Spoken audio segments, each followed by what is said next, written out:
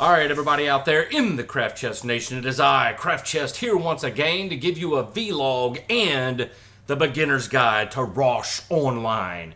Now, this won't be the be-all, end-all of everything that you need to know, but it will give you a lot of ideas on things to make the gameplay better, easier, faster.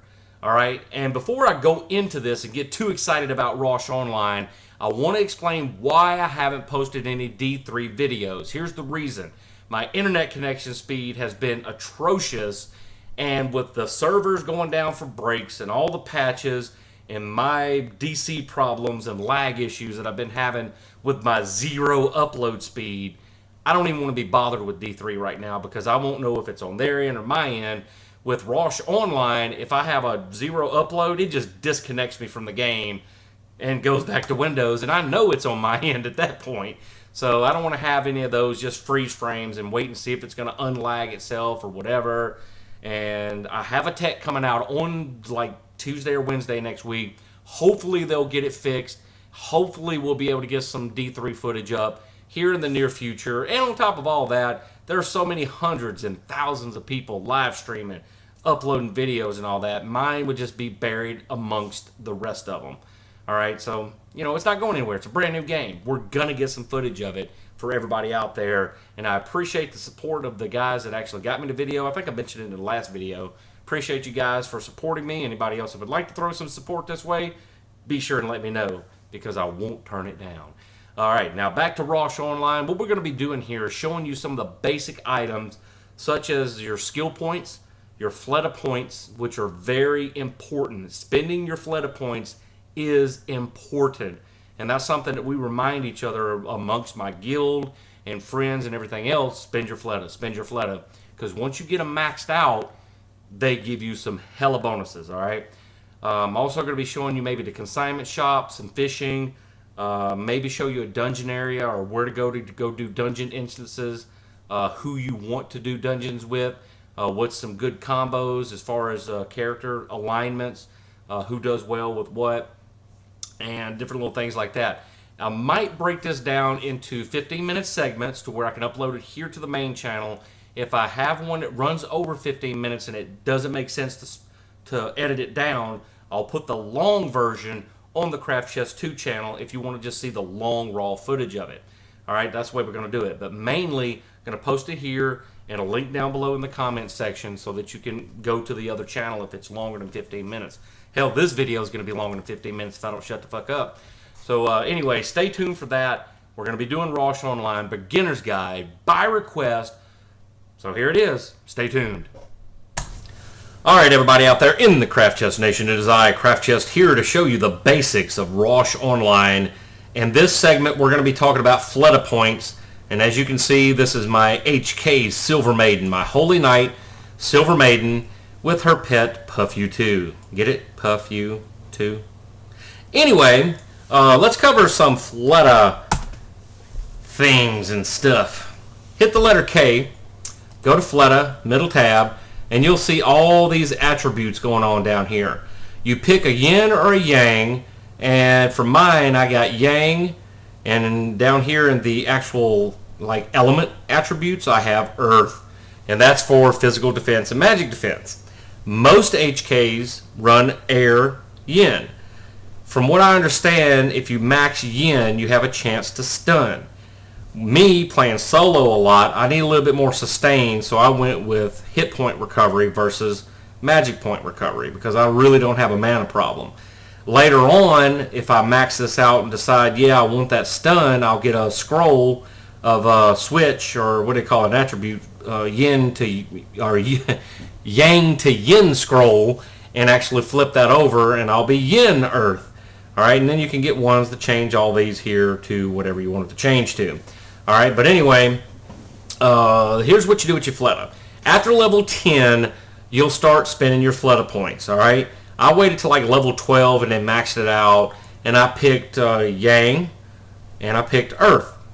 You want to focus on one or the other. You don't want to just, okay, put a point here, put a point there. You'll take forever trying to get it to level up, waiting, and just flipping the script. I did this mainly because I was playing a lot by myself, and I wanted to get this to at least stage 4 and then max out to stage 5, which stage 5 is max, and I still got some work to do right down here to get my earth to max, and I don't know what the actual bonus is after it's max, but that's what I'm going to do. So I'm really focusing on my earth. Alright, up here you either got yang, which does hit points, or yin, that does magic points. You got air attribute that does increase attack speed, fire attribute that does increase attack power physical, you got wood that does increase attack power magical, you got earth as a defense, and water is increased movement speed and critical chance. There are some, I think, defenders or some HKs out there that roll water yin or water yang or air yin or earth yin. Me, I went with yang earth, and it kind of throws people off because it's kind of a hybrid type of build. Ooh, the hybrid word for a character. But anyway, it kind of is because I have a lot of sustain. I can take a lot of punishment, but it doesn't really help against stuns such as what the rogues have and what the bladers have. Bladers have, I think, if you do a certain class advancement, 3 to 5 stuns. I know no less than 3 stuns, and rogues have 1 or 2 stuns themselves. Alright, so that's why you want to spend your fletta points. Just to use an example, I'm level 67, and I want to cover something else while we're talking about this.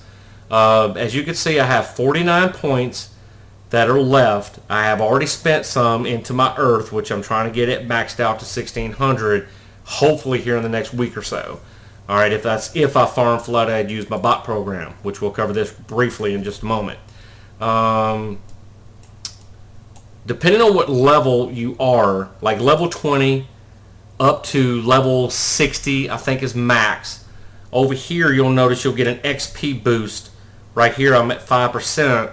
When this flips over to level 50, this right here will actually go to 6% experience gain per kill on mobs. Okay? Right now, it's at 5% because I'm below 50. Alright, 50 gets you max to 6%. Okay, I'm at level 67, so I can actually let my build all the way up to 67, but at that point, I need to spend it on something, whether it's in here, or making fletta concentrate, or whatever I'm doing. Okay, if I don't, it's just going to max out at 67, flip back over to 0.1, max out at 67, roll to 0.1. It's never going to move again. It's just going to stay at 67, and you're wasting your points. Spend them in here because they're free attributes to the game. It doesn't take any money. It doesn't take extra gear or extra skills. It's there because that's there. That's there because that's there. Fletta points and your attributes, yang yin, yin yang, or any of your earth elements or whatever you got going on down there. So spend your fletta points within your 10 range for the experience bonus. I know that's a lot to take in, but that's how it works. Okay, at level 20, you'll start off at 3%, level 30, 4%, level 40, 5%, up to level 50, and then level 50 it goes to 6% experience gain. Okay, after that, it doesn't even matter because at 60, you're going to max out anyway, and then you can just start building it up and spinning it, building it up and spinning it, and that's all I do. But yeah, I constantly remind people all the time, spend your fletta points. Spend your fletta points, and that's why.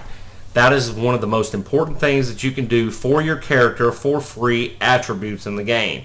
That's without buying any of these soulstone things that you see up here that do a lot of the same things. They've added a lot of soulstones actually, so yeah, you can buy and pay to win, or you can play smart and not spend a dime. I mean, it's just simple as that. You're either a pro or you're a noob. There is no in between, and I like to play pro, you know, as free as I can. Do I spend money? $10 every 2 weeks. That way I can get my outfit, which I run a temporary outfit, lasts 7 days. And sometimes I get a necklace, which this time I had enough to get a necklace that gives me plus 600, plus 300 hit points and magic points. And that's it. Other than that, I don't spend any money on the game. Those other 200 will probably sit there until next week or 2 weeks from now. Or I might buy a fishing pole and go fishing because you can catch cash shop items in fishing. What? That's if you use a cash shop fishing pole, that is. And there are places to go fish. Let me show you right here on the map. Bernio Fishing Place. That's the best place in the game to go fishing. But that's not part of this segment. I'll show you that in a later video. While I'm in here, let me show you 2 other things. Hopefully this will be under 15 minutes. If not, I'm going to end it here because that's what I wanted to show you was the fletta. But here's a bonus if I have time. Here's the pet. All right, get your pet as soon as you can, whether it be through the quest or whether it be through the pet manager, which is back here by your stash. Your pet does some amazing things. First of all, it regens health point, magic points while you're at the state of rest, like right here. All right. The second thing it does, if you're botting using the bot program, it'll auto loot for you where you don't have to use up your time by you auto looting. All right, because you get 6 hours of bot time not looting, about 3.5 to 4 hours if you are looting or picking up stuff, getting your character to pick stuff up while you're still fighting at the same time. And then sometimes that'll make your characters derp out. The third thing it does is increase your drop rate and your critical chance if you pick luck.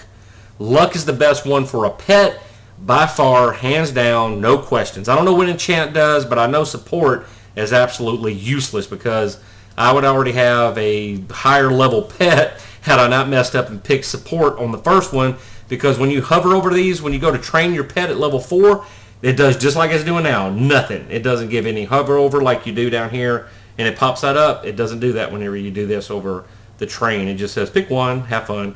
But luck is the one you want to do because it gives item drop and critical chance. All right? And the other thing is on pets, you have to take care of them. You have to feed them. And mine's full right now, so I don't have to feed him, but you buy food per their level, and you feed them to keep them full. The fuller a pet is, the faster they will pick up items that drop. All right, that's something else that's very important to remember. Don't let your pet go hungry, or their movement speed and their reaction time is going to go down tremendously the hungrier they are. Something else, let's talk about moral value. As you see, I'm blue because I'm maxed out moral value at 51,200. This person here is in the negative. I don't know how far in the negative, but see, they're red. They've been killing people. See, this dude's white. He just got clean. White is like neutral. That's like 2 or 3 points in the positive of moral value. If you're red, like if that person right there gets killed, they have a chance of dropping gear. Any piece of this gear or something in your inventory could drop out. It's pretty much guaranteed something's going to drop. If they're lucky and they get killed, they're going to drop these wood trunks. I know Stun said one time, he goes, "What the fuck?" He shouted out. He had killed somebody that was red as a cherry and said, "I just PK'd a red person and they dropped 100 wood trunks." He was like mad because he thought he was going to get a piece of gear. Here's another person, you see they're kind of violet colored. They've just gotten clean.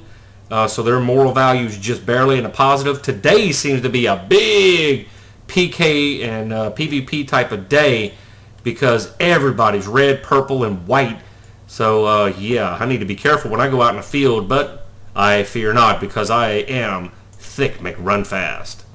And I'm pretty tanky. I don't have to worry about people unless they gang up on me. If it's 1 versus 1, I can sustain pretty good. I got to be careful though because I'm out of pots.